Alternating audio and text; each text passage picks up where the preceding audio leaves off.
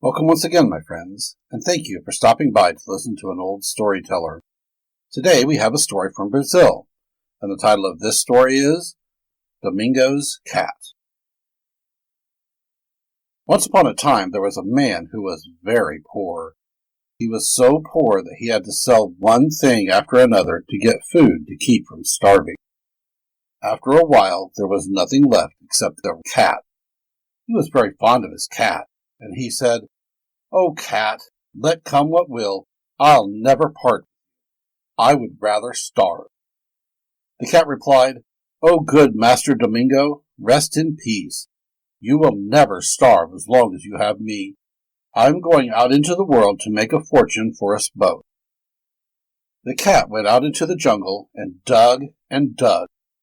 Every time he dug, he turned up silver pieces. The cat took a number of these home to his master so that he could purchase food. The rest of the pieces of silver the cat carried to the king.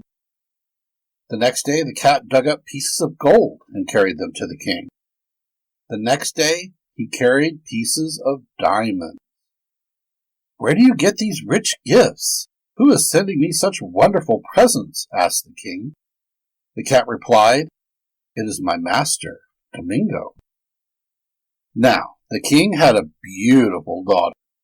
He thought that this man Domingo must be the richest man in the whole kingdom.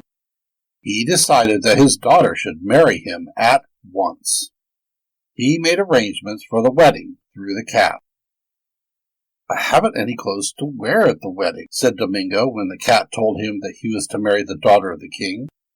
"Never mind about that. Just leave it to me," replied the cat. The cat went to the king and said, "O king, there has been a terrible fire in the tailor shop where they were making the wedding garments for my master, Domingo. The tailor and all of his assistants were burned to death, and the entire outfit of my master, Domingo, was destroyed. Hasn't your majesty something which you could lend him to wear at the wedding?" The king sent the richest garments which his wardrobe afforded. Domingo was clothed in state, ready for the wedding. "I have no palace in which to take my bride," said Domingo to the cat. "Never mind, I'll see about it at once," replied the cat. The cat went into the forest to the great castle where the giant dwelt. He marched straight up to the big giant and said, "Oh, giant, I wish to borrow your castle for my master Domingo. Will you not be so kind as to lend it to me a little while?" The giant was very much insulted. "No, indeed, I'll not lend my castle to you or your master Domingo or anyone else," he shouted in his most terrible voice. "Very well, then," replied the cat.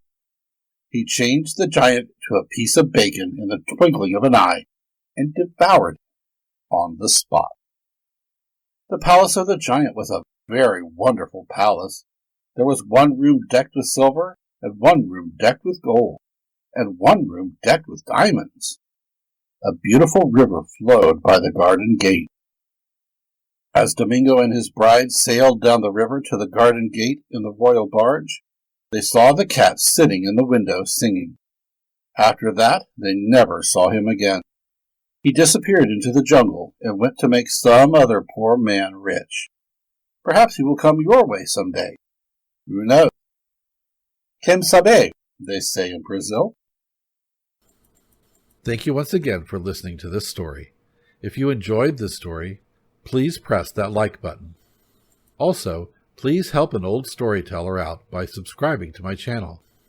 The next story will be posted in a few days, so until then, may your story continue to be a good one.